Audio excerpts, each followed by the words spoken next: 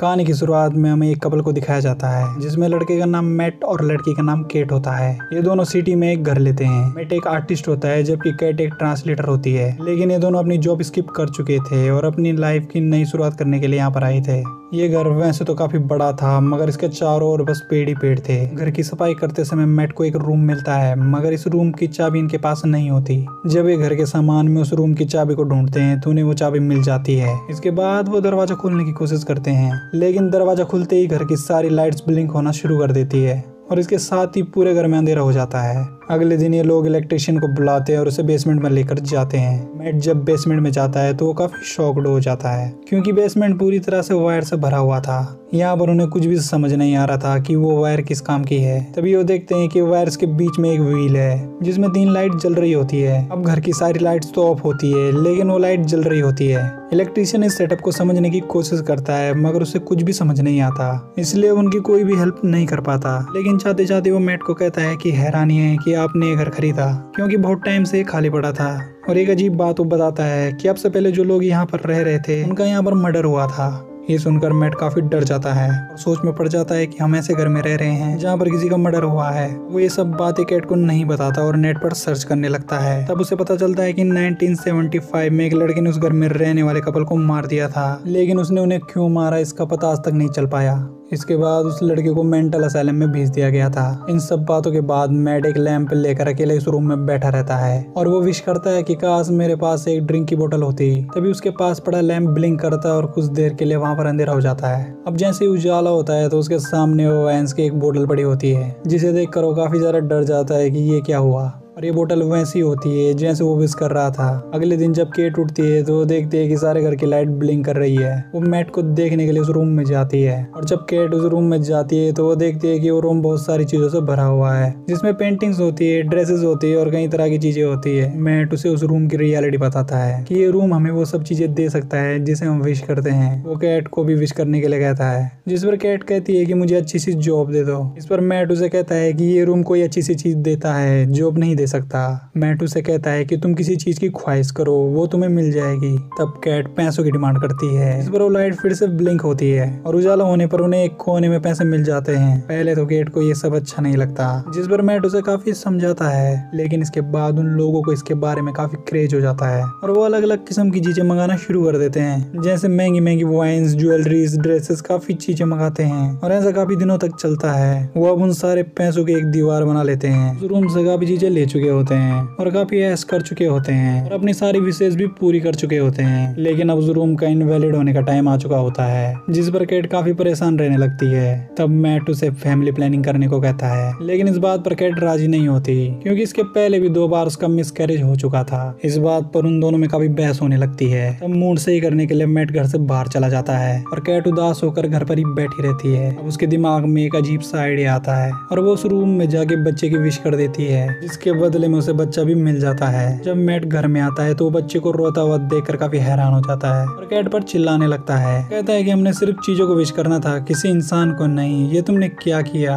और इसका अंजाम क्या होने वाला है। वो दोनों मेंटली काफी वीक हो जाते हैं और अब वो उस बच्चे को वापस नहीं कर सकते थे। मैट इस घर में होने वाले मर्डर के बारे में इंटरनेट पर देखता है और तब उसे पता चलता है कि किलर का नाम जॉन डो था और इसी रूम के कहने पर ही इसने उन्हें मारा था। अब मैट पूरी बात का पता लगाने के लिए उस किलर को मिलने मेंटल असाइलम में जाता है। मैट जब वहाँ पर पहुंचता है तो जॉन डो को पता चलता है कि ये लोग भी उसी घर में रह रहे हैं, जिस पर वो मैट को कहता है कि जितना जल्दी हो सके उस घर को छोड़कर चले जाओ। अब घर जाते वक्त मैट अपनी गाड़ी में पेट्रोल डलवाता है। वो अपने पॉकेट में हाथ डालता है तो वो देखता है कि वहाँ पर पैसे नहीं है बल्कि मिट्टी है। और यहाँ पर हमें पता चलता है कि इस रूम में विश गई चीज अगर उस घर से बाहर जाएगी तो डिस्ट्रॉय हो जाएगी। अब वो भागकर घर वापस आता है और फिर से पूरे घर को एक्सप्लोर करता है। वो उस वजह को जानने की कोशिश करता है कि आखिर इसके पीछे लॉजिक क्या है, लेकिन पूरी दीवार तोड़ने के बाद भी उसे वहाँ पर वायर्स के अलावा कुछ भी नहीं मिलता। और यही नहीं, उस बेसमेंट के अलावा पूरे घर में ही वायर फैली हुई थी। वो बच्चा काफी रो रहा होता है। इस पर केट उसे बाहर लेकर जाती है। मैट उसे मना करता है लेकिन उसे असल वजह नहीं बताता। अब जैसे ही वो बाहर जाती है तो वो बच्चा जोर जोर से चिल्लाने लगता है उसका बॉडी कलर भी चेंज होना शुरू हो जाता है। कुछ देर बाद बच्चे की रोने की आवाज बंद हो जाती है, लेकिन अब केट जोर जोर से चिल्ला रही होती है और मैट को बुला रही होती है। मैट उन दोनों को अंदर लेकर आता है। अब हम एक बड़ी अजीब सी चीज देखते हैं कि उनका छोटा सा बच्चा अब छोटा नहीं रहा था, बल्कि वो 7-8 साल का बन चुका था। और फिर हमें पता चलता है कि अगर वो रूम जिंदा चीजें देगा और अगर वो उस घर से बाहर जाएगी तो उनकी उम्र जल्दी से बढ़ने लगेगी और एज इंक्रीज होने की वजह से वो बूढ़ा होकर मर जाएगा।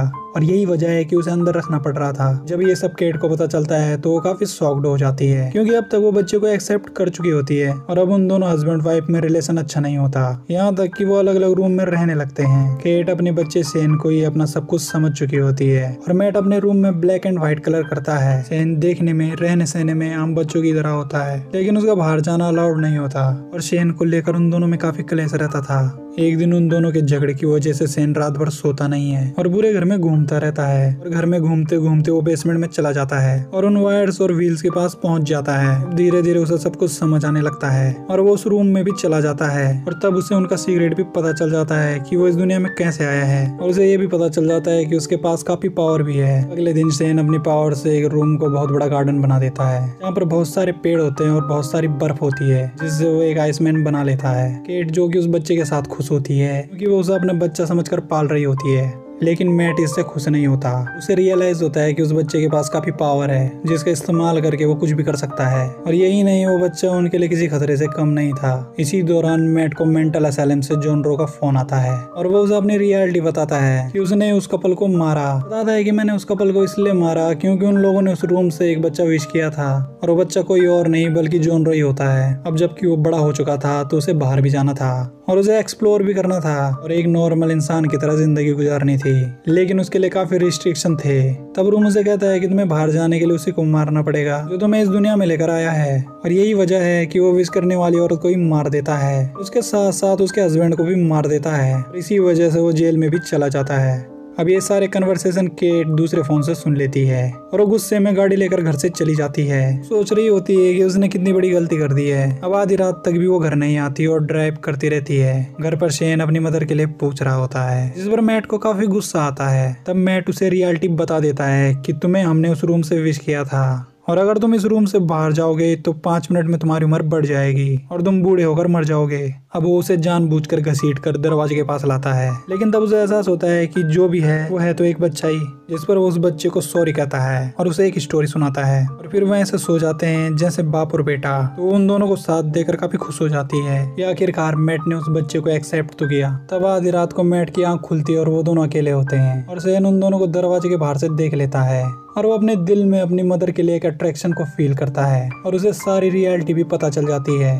और अगले दिन जब वो घर से बाहर जाता है और जब अंदर वापस आता है वो 17-18 साल का लड़का बन चुका होता है। अंदर आकर वो मैट को मारने की कोशिश करता है। इस दौरान केट को चोट लग जाती है और वो बेहोश हो जाती है। जब केट होश में आती है तो मैट उसे बताता है कि हम दोनों के बीच में फाइट हुई थी और इसी दौरान शेन मारा गया। और ये सुनकर वो दोनों काफी दुखी हो जाते हैं। कुछ ही दिनों के लिए हमें एक बच्चा मिला था और वो अब चला गया है। तब केट उसे बताती है कि मैं इस जगह पर रहना नहीं चाहती, मैं यहाँ से जाना चाहती हूँ। इस पर मैट उसे कहता है कि हमारे पास पैसे नहीं है, सबसे बड़ी बात ये यहाँ पर हमें जीने के लिए सब कुछ मिल सकता है और हमें ये जगह छोड़नी नहीं चाहिए। केट को एहसास होता है कि मैट का बिहेवियर बदलता जा रहा है, वो काफी अजीब होता जा रहा है। अब वो देखते ही देखते उसके साथ जबरदस्ती करने लगता है और तब पता चलता है कि वो मैट नहीं है, वो शेन है, जो कि एक आदमी बन चुका है, जो कि अपनी पावर्स के बारे में जानता था। वो मैट इसलिए बना था क्योंकि केट के लिए उसके दिल में इमोशन बढ़ते जा रहे थे। शेन उस रूम को कन्वर्ट करके अपने घर जैसे ही बना लेता है जैसे उनका घर था। केट जो कि बेहोश होती है तो शेन उसे उठाकर उस कमरे में ले आता है। मैट जो कि बेहोश होता है और जब उसकी आंख खुलती है तो उन्हें पूरे घर में ढूंढता है, के बावजूद भी उसे कहीं नहीं मिलते,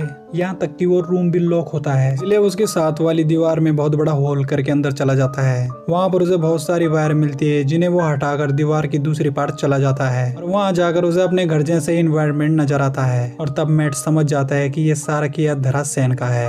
अब केट के सामने 2 मैट आ जाते हैं, जिस पर वो काफी कंफ्यूज हो जाती है। इसलिए अब वो यहाँ पर शेन को बुलाती है, जिस पर वो रिस्पॉन्स कर देता है। इससे उसे पता चल जाता है कि असली मैट कौन है और शेन कौन है। अब केट मैट को लेकर वहाँ से भागने लगती है, लेकिन ये पूरा घर शेन के पावर से बना था। इसलिए शेन घर का सेटअप चेंज करना शुरू कर देता है, जिससे उन्हें भागने का कोई भी रास्ता नहीं मिलता। मगर वो किसी तरह से उस घर से बाहर आ जाते हैं और अपने असली घर की तरफ भागने लगते हैं। इस पर शेन भी उनका पीछा करता है, लेकिन तब तक वो दोनों उस दीवार को पार करके असली वाले घर में आ जाते हैं। हैं। उनका पीछा करते करते सेन भी अपने घर में आ जाता है। तभी मैट उसे पकड़कर घर से बाहर खींच लेता है। अब सेन घर के अंदर आता तभी कैट दरवाजा बंद कर देती है। काफी देर बाहर रहने की वजह से उसकी उम्र बढ़ती जाती है और वो एक ओल्ड मैन बन के वहीं पर मर जाता है। इस सब के बाद कैट काफी डिस्टर्ब रहने लगी थी, इसलिए अब उस घर को छोड़कर चले जाते हैं और इसी के साथ ही ये मूवी यहीं पर खत्म हो जाती है।